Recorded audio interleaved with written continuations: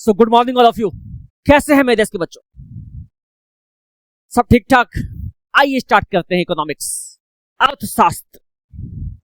Last class में हम लोगों ने देखा था फॉरेन एक्सचेंज रेट का पहला क्लास।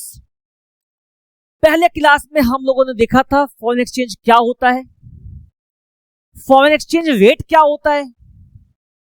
उसके बाद हम लोगों ने देखा कि फॉरेन एक्सचेंज रेट कितने तरह के होते हैं, टाइप्स क्या है। तो पहला क्या था? Fixed exchange rate. सेकंड क्या था? Flexible exchange rate. थर्ड क्या था? Managed floating. Fixed exchange rate में क्या था? पहला गोल्ड एक्सचेंज रेट।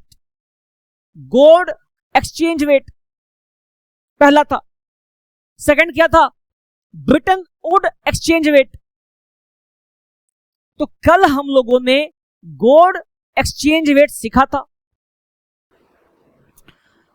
जो हम लोग सीखेंगे that is the merits and demerits of fixed exchange rate system. Fixed exchange rate system का जो क्या मेरिट्स होगा, डिमेरिट्स होगा, आज हम उसको सीखने वाले हैं। आइए समझते हैं बच्चों।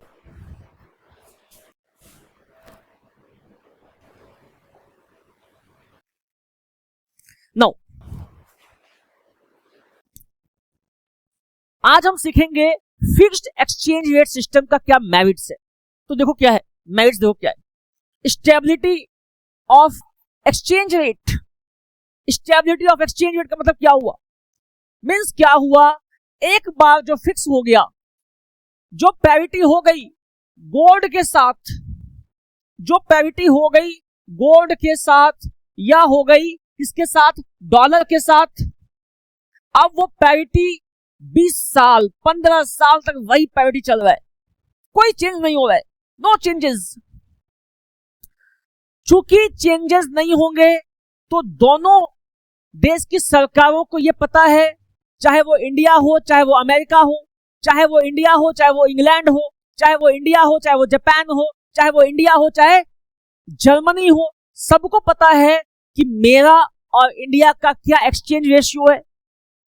तो यहां पे हमें एग्रीमेंट करने में हेल्प मिलता है।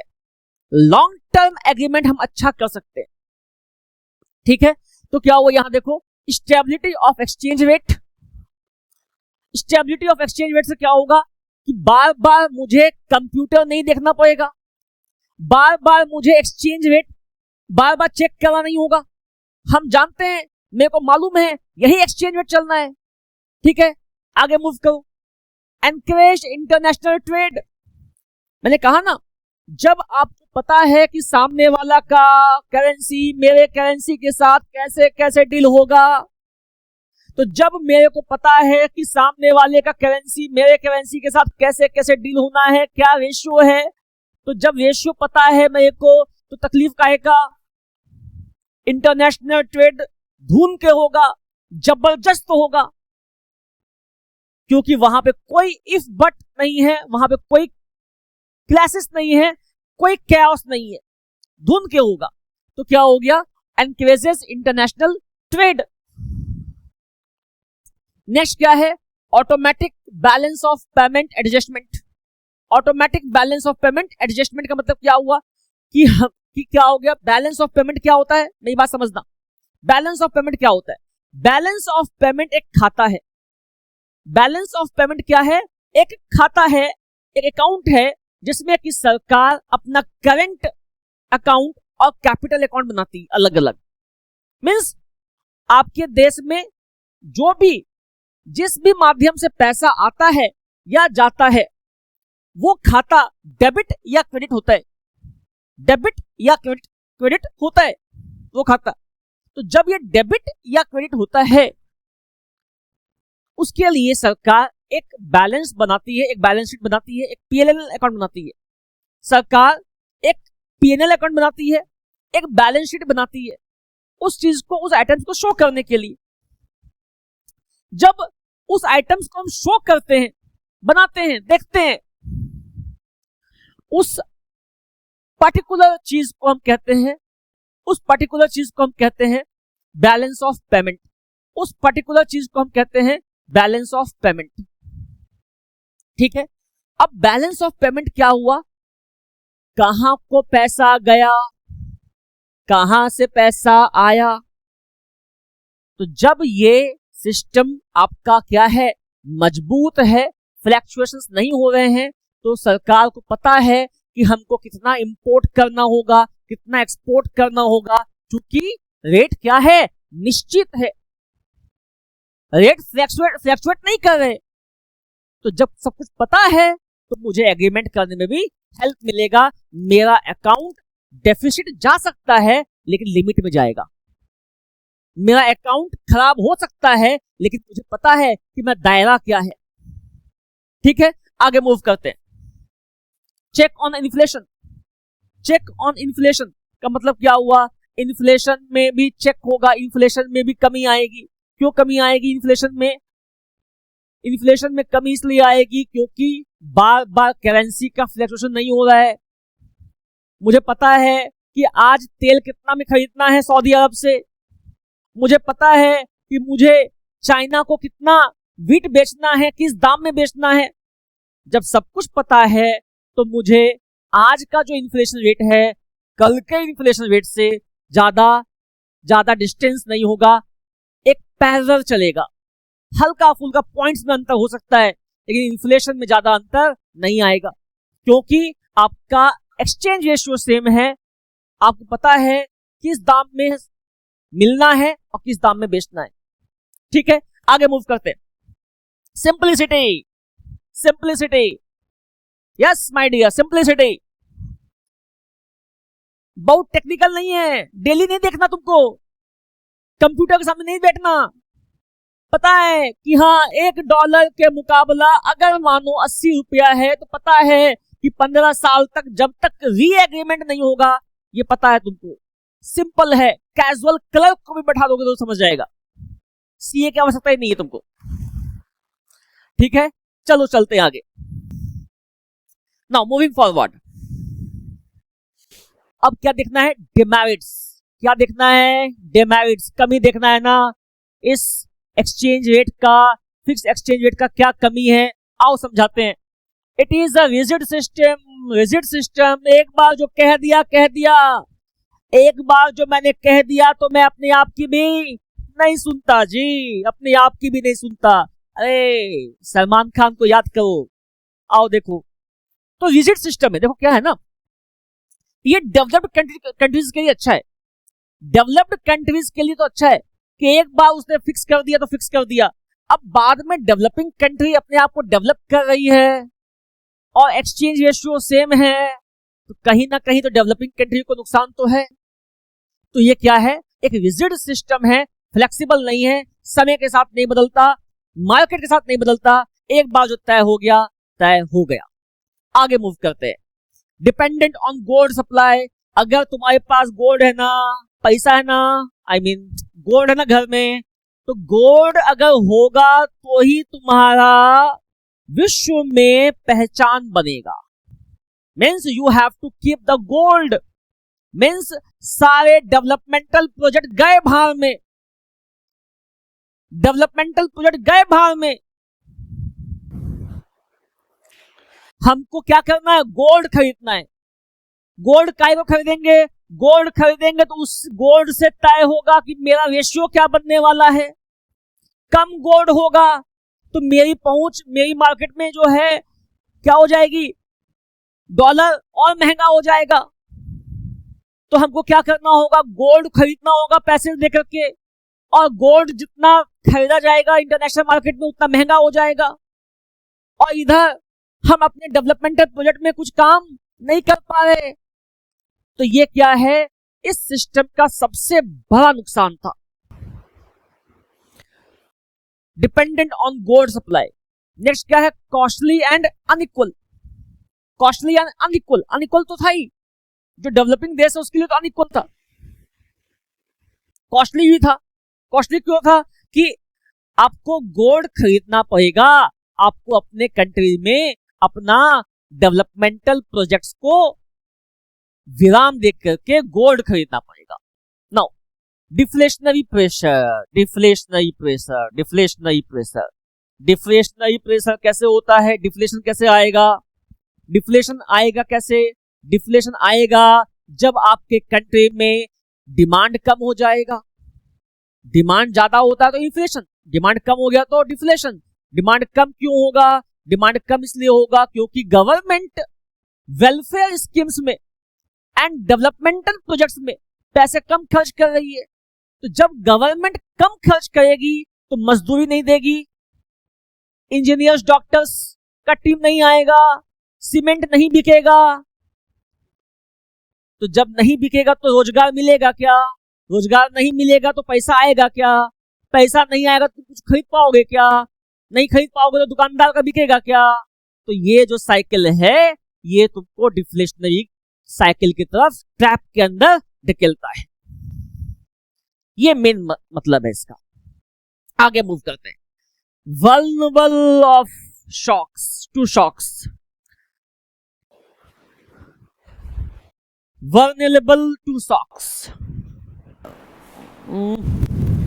vulnerable.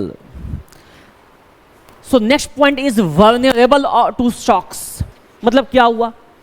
अगर किसी दुनिया के कोने में कोई जियोपॉलिटिकल सिचुएशन गड़बड़ा गया ना तो तुम्हारा भी सत्यानाश हो जाएगा फिर, क्योंकि तुम्हारा जो नींव है वो जो है फिक्स्ड, टिका हुआ है। अगर कुछ गड़बड़ी हो गई तो तुम भी उसके साथ ट्रांजैक्शन नहीं कर पाओगे। क्यों नहीं कर पाओगे? क्योंकि उसका जो रेशियो है, क्योंकि वो वॉर में आ गया, अब वो देश क्या है, कमजोर हो जाएगा, उसके यहां मंदी आ जाएगी और तुम्हारा ये मजबूरी बन जाएगा कि तुमको उसी रेशियो में पे करना होगा, जबकि वो कमजोर हो चुका है। इनफैक्ट तुमसे कमजोर हो जाएगा तब भी तुमको उसी रेशियो में पे करना होगा। तो क्या है? शॉक्स, डिफ्लेशन का शॉक, जियोपॉलिटिकल टेंशन का शॉक। इस शॉक से तुम बाहर नहीं निकल पाओगे इस सिस्टम से। आगे मूव करते हैं। Collapse of confidence. कॉन्फिडेंस तो कोलैप्स होगा ही ना, जब तुम शॉक से बाहर ही नहीं निकल पाओगे तो कॉन्फिडेंस काहे को? गवर्नमेंट को करने को कुछ है ही नहीं, गवर्नमेंट तो एक मुख दर्शक है, क्योंकि सब कुछ फिक्स्ड हो गया। यहां पे कंपटीशन भी नहीं रहेगा, कुछ करने का जज्बा भी नहीं रहेगा। जब फिक्स हो जाता है तो कुछ करने का जज्बा नहीं रहता है। जब चीजें फ्लेक्सिबल होती है तब जाके हम कुछ काम करके दिखाते हैं। यस, आगे चलते हैं।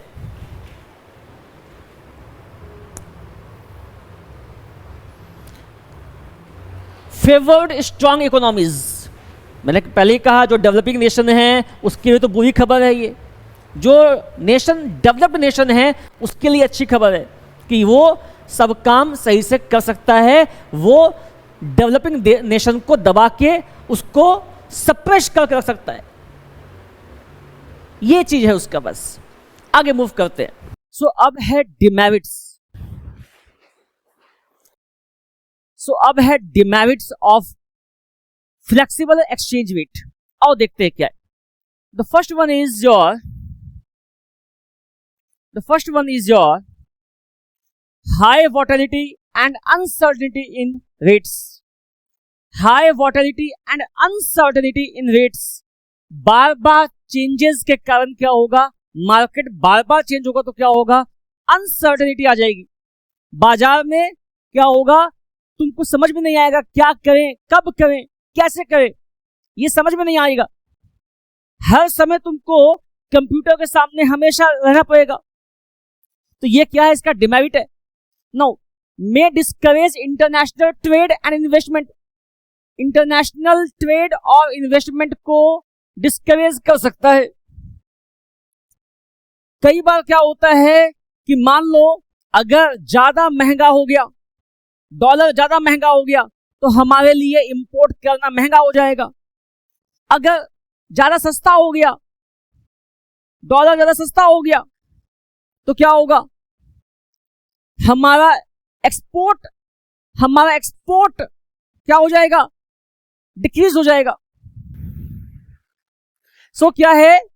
हमें हमेशा एक संतुलन बना के चलना होगा। एक संतुलन के साथ चलना होगा। अगर फ्लेक्सिबल एक्सचेंज रेट अगर तुमको ज्यादा परेशान कर देगा तो तुम डिस्करेज हो जाओगे। ठीक है, आगे चलते हैं। डेवलपिंग नेशन में face instability in foreign trade. चूंकि डेवलपिंग नेशन के पास कैपिटल कम है, वो मार्केट को रीड नहीं कर पाएगा, रीड कर भी लेगा तो according to the situation invest नहीं कर पाएगा। जब भी उसके पास मौका होगा वो वहां पे इन्वेस्टमेंट नहीं कर पाएगा क्योंकि लैक ऑफ कैपिटल। तो ये सब क्या है, उसके डिमेरिट्स हैं। फॉरेन एक्सचेंज रेट अगर फ्लेक्सिबल हो तो उसके डिमेरिट्स हैं जी। आगे मूव करते हैं। अब देखो next thing is that demand and supply of foreign exchange. हमें कब कब फॉरेन एक्सचेंज का डिमांड होगा, कब कब उसके लिए सप्लाई होगा, हमें यह देखना है। Demand and supply of foreign exchange, आओ समझते हैं क्या है। Import of goods and services. Demand कब होगा, जब भी हम किसी चीज को खरीदेंगे, बाहर से कुछ खरीदना होगा तो हमें डिमांड होगा फॉरेन एक्सचेंज का। क्यों, हमें पे करना उसको। ठीक है, नेक्स्ट क्या है, foreign travel, education, medical treatment etcetera. अगर हमको फॉरेन ट्रेवल करना है, बाहर घूमने जाना है, तो हमको उस देश की करेंसी चाहिए ना। अब वहां पे फुचका खाओगे, वहां पे आइसक्रीम खाओगे तो क्या इंडियन रुपए दोगे उसको? नहीं, ठेला वालों को क्या दोगे? जिस कंट्री में गए हो उस कंट्री का करेंसी दोगे ना उसको। तो क्या चाहिए हमको, डिमांड क्यों है फॉरेन करेंसी की? क्योंकि उस देश में घूमने जाना है हमको, उस देश में हमको मेडिकल ट्रीटमेंट कराना है। तो ये सब क्या है, एजुकेशन है, मेडिकल ट्रीटमेंट है, अब्रॉड में तुमको कराना है। तो ये सब क्या है, इसीलिए तुमको डिमांड है फॉरेन एक्सचेंज का। Now investment in foreign countries. Foreign countries में इन्वेस्टमेंट करना है तुमको। मान लो तुमको एफडीआई करना है बाहर, रिलायंस को, अडानी को, टाटा को, बिरला को, एयरटेल, बाहर एक्सपेंशन करना है उसको। तो बाहर जो एक्सपेंशन करेगा, मशीन खरीदेगा, वहां के मजदूरों को पेमेंट करेगा, कैसे करेगा? उसके करेंसी में करेगा ना, तो उसकी करेंसी चाहिए ना हमें। तो हमको इसका डिमांड होगा, उस करेंसी का डिमांड हमको होगा। Now speculation. स्पेकुलेशन क्या है? स्पेकुलेशन का मतलब क्या हुआ? सट्टा। मतलब क्या हुआ कि हम अगर स्पेकुलेट कर रहे हैं कि कल को डॉलर और महंगा हो जाएगा तो आज हम डॉलर को स्टॉक कर लेंगे, ये सट्टा है, ये स्पेकुलेशन है। तो क्या होता है कि जब भी तुम स्पेकुलेशन करते हो तुमको कोई भी करेंसी का डिमांड होता है, किसी भी करेंसी का डिमांड होता है। तो दीज आर द जल्दी of foreign exchange. Foreign exchange का सप्लाई कैसे कैसे होगा, कब होगा? तो फॉरेन एक्सचेंज का सप्लाई कैसे होगा? पहला क्या है, export of goods and services. Goods and services का एक्सपोर्ट करेंगे, गुड्स एंड सर्विसेज का एक्सपोर्ट करेंगे तो सप्लाई होगा। सप्लाई मतलब क्या हुआ, फॉरेन एक्सचेंज मिलेगा हमको, पैसा मिलेगा हमको, देश में फॉरेन एक्सचेंज आएगा, विदेशी करेंसी आएगी। पहले क्या था, विदेशी करेंसी का डिमांड क्यों है? अब विदेशी करेंसी कहां से आएगा? तो जब हम बेचेंगे सामान तो वहां से पैसा आएगा। ठीक है, नाउ इनवर्ड रेमिटेंसेस। रेमिटेंसेस जो होता है, कोई दुबई में है, कोई फ्रांस में है, कोई अमेरिका में है, वहां पे जॉब कर रहे हैं, वहां पे एंटरप्रेन्योरशिप कर रहे हैं, अपने मम्मी पापा को यहाँ भेज रहे हैं पैसा। तो अपने मम्मी पापा को जो यहाँ भेजते हैं पैसा, तो क्या होगा, वहां का करेंसी इंडिया में आएगा। Supply of foreign exchange. Yes, now next क्या है, देखो foreign investment in India, in country. अगर कोई बिल गेट्स आ गया, कोई मार्क जुकरबर्ग इंडिया में आकर के इन्वेस्टमेंट कर रहा है, कोई जैकमा आ गया यहाँ पे चाइना से, तो वो जो यहाँ की इन्वेस्टमेंट करेगा, वो इंडिया में आके जो इन्वेस्टमेंट करेगा तो अपना पैसा लेके आएगा यहाँ पे। अपना पैसा यहाँ लेके आएगा तो क्या होगा, इंडिया में जब पैसा लेके आएगा तो इन्वेस्टमेंट आएगा, पैसा आएगा इंडिया के अंदर। तो ये these are the supplies. Next क्या है, फॉरेन टूरिस्ट विजिटिंग इंडिया। वैसे ही जैसे हम बाहर गए थे वैसे लोग यहाँ अगर आते हैं, हाँ, पधारो हमारे देश। तो ये क्या है, जब हम टूरिज्म को इंक्रीज करेंगे तो बाहर से जब लोग आते हैं, इंडिया में सबसे ज्यादा टूरिज्म कहाँ है, कश्मीर में है, तो कश्मीर में के द्वारा भर भर के पैसा आता है इंडिया के पास। यस, तो दीज आर द पॉइंट्स जिससे कि आप सप्लाई कर सकते हैं। जल्दी से स्क्रीनशॉट ले लो इसका।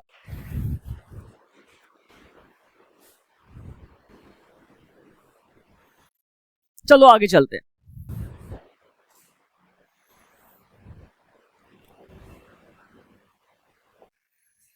नाउ अब क्या देखो, graph of demand of foreign exchange. Foreign exchange का डिमांड, फॉरेन एक्सचेंज का ग्राफ क्या होगा, डिमांड के समय में कैसा एक्सचेंज का ग्राफ होगा। यहां पे क्या है, क्वांटिटी है, यहां पे क्या है, फॉर एक्सचेंज रेट है। तो एक्सचेंज रेट यहां पे क्या है, क्वांटिटी है। मेरी बात समझना, जैसे डिमांड ग्राफ बना था पहले क्लास 11 में, ठीक वैसे ही बनेगा। Means reciprocal to the origin, origin से उल्टा। ठीक है, ये 90 डिग्री पे है और ये थोड़ा कर्व शेप ले लिया है। कॉन्सेप्ट एक ही है, चीज एक ही है, मतलब एक ही निकल रहा है। बस इसमें क्या होगा, इसमें डेटा जो होंगे एक रेशियो में नहीं होंगे। 10 से 20, 20 से 40 हो जाएगा, 40 से 90 हो गया। तो एक रेशियो में नहीं है, अलग अलग रेशियो से हुआ। तो इस जब ऐसा होता है ना, तो क्या होता है कि आपका कर्व थोड़ा सा ऐसा हो जाता है। और जब आपका कर्व एक स्ट्रेट लाइन में हो, जैसे फॉर एग्जांपल 10, 20, 30, 40, 60, आई मीन 40, 50, 60, तो ऐसा हो जाएगा कर्व। मतलब कहने का क्या है, ये डिमांड ग्राफ है। कैसे समझो बात को, ये समझना बात को। जैसे जैसे आपका बाजार में डिमांड इंक्रीज होगा, तो डिमांड अगर इंक्रीज होगा, यहां से मान लो यहां आ गया डिमांड, ए से बी में आ गया, बी से सी में आ गया डिमांड, तो क्या हुआ यहां देखो, अगर मान लो यहां पे ए बी सी 3 डॉट्स है, 3 पॉइंट्स है, ए बी सी है, और यहां पे मान लो यहां पे क्या है, मान लो यहां पे क्या है, एक्स वाई और जेड है। ठीक है, एक्स वाई और जेड है। मेरी बात समझना, अब ये एक्स वाई जेड यहां पे है, एक्स यहां पे क्या है, ए बी सी है। तो अब क्या हुआ देखो, जब फॉरेन एक्सचेंज का प्राइस यहां था तो आपका डिमांड यहां था। जब फॉरेन एक्सचेंज का प्राइस यहां था तो डिमांड यहां था। मान लो ये डी होगा। जब फॉरेन एक्सचेंज का प्राइस यहां हो गया तो आपका डिमांड यहां हो गया। जब फॉरेन एक्सचेंज का प्राइस यहां हुआ तो आपका डिमांड यहां हो गया। इसका मतलब क्या हुआ, जैसे जैसे आपका प्राइस डाउन होगा, जैसे जैसे आपका प्राइस कम होगा, नीचे की तरफ होगा, इधर से इधर, इधर से इधर, तो जब प्राइस कम होगा तो डिमांड इंक्रीज होगा। क्यों डिमांड इंक्रीज होगा, प्राइस मान लो Z से Y पे आया, मान लो Z से Y पे आया, यहां था प्राइस, ठीक है, ये यहां था प्राइस, अब क्या हुआ, प्राइस ये यहां पे आ गया, Z से Y पे आ गया, तो डिमांड क्या हुआ, डिमांड यहां से यहां आ गया, मतलब B से C पे आ गया। ठीक है, नाउ जब ये B से C पे आ गया, इसका मतलब क्या हुआ, आपका डिमांड इतना इंक्रीज हुआ है, आपका डिमांड इतना इंक्रीज हुआ है ना। तो जैसे जैसे आपका प्राइस डिक्रीज होगा, फॉरेन एक्सचेंज का प्राइस कम होगा, आपके आपके आपके करेंसी का डिमांड ज्यादा होगा, आपका करेंसी का डिमांड ज्यादा होगा। अगर आपका प्राइस कम होगा, अगर आपका प्राइस ज्यादा हो जाएगा, आपका डिमांड कम हो जाएगा। एकदम रेसिप्रोकल है, जैसे डिमांड चैप्टर में था, ठीक वैसा ही चैप्टर है, ठीक वही चीज कॉन्सेप्ट है। यहां पे जो फॉरेन एक्सचेंज है, इसको समझो कि ये प्राइस है, this is price and this is what foreign exchange rate. ये क्या है, फॉरेन एक्सचेंज रेट का क्वांटिटी है, this is the quantity of the foreign exchange rate. ये क्या हो जाएगा, ये हो जाएगा quantities of foreign exchange rate. तो ठीक वैसा ही कॉन्सेप्ट है जैसा कि आपने 11 में सीखा है। ठीक है, तो ये क्या है, ये क्या है, दिस इज व्हाट, ये भी डिमांड कर्व ही है, बस यहां पे अलग पिक्चर बन गया, डिमांड कर्व ही है ये। आगे चलते हैं, मूव करते हैं आगे। Now the next one is supply of demand foreign exchange. Graph of supply of foreign exchange. Foreign exchange का सप्लाई कैसे होगा, ये देखो क्या है, ठीक वैसा ही कर्व बनेगा जैसा कि आपने सप्लाई कर्व सीखा है पहले, ठीक वैसा ही कर्व बनेगा, है ना। तो क्या हो जाएगा, यहां देखो ये क्या है, फॉरेन एक्सचेंज है, this is foreign exchange, this is quantity. जैसे जैसे प्राइस इंक्रीज करेगा वैसे वैसे आपका क्वांटिटी भी इंक्रीज करेगा। पहले प्राइस यहां था, क्वांटिटी यहां पे था, प्राइस यहां पे आया, क्वांटिटी यहां पे आया। सप्लाई क्या होता है, सप्लाई में आपने सीखा है that if the price of the commodity increases the demand will also increase. सीधा होता है, संबंध एकदम सही है, पॉजिटिव रिलेशनशिप है। इसीलिए ग्राफ क्या है, ऐसा है, या फिर ऐसा हो जाएगा ग्राफ। बोथ आर सेम, बस ये क्या है 90 डिग्री है। यहां पे आपका रेशियो कुछ चेंजेस आ गए होंगे, इसीलिए यहां पे ऐसा कर्व हो गया, वरना total concept is same. Yes, तो आज इतना तक तुम लोग सीख गए हो कि कैसे डिमांड सप्लाई, क्या मेरिट्स डिमेरिट्स, एवरीथिंग आप लोग सीख गए हैं। अच्छा से बैठ के पढ़ाई करो। अब समय नहीं है तुम्हारे पास, तो अब मैं इजाजत चाहूंगा, नेक्स्ट वीडियो में इस चैप्टर को हम खत्म कर देंगे। Thank you all of you.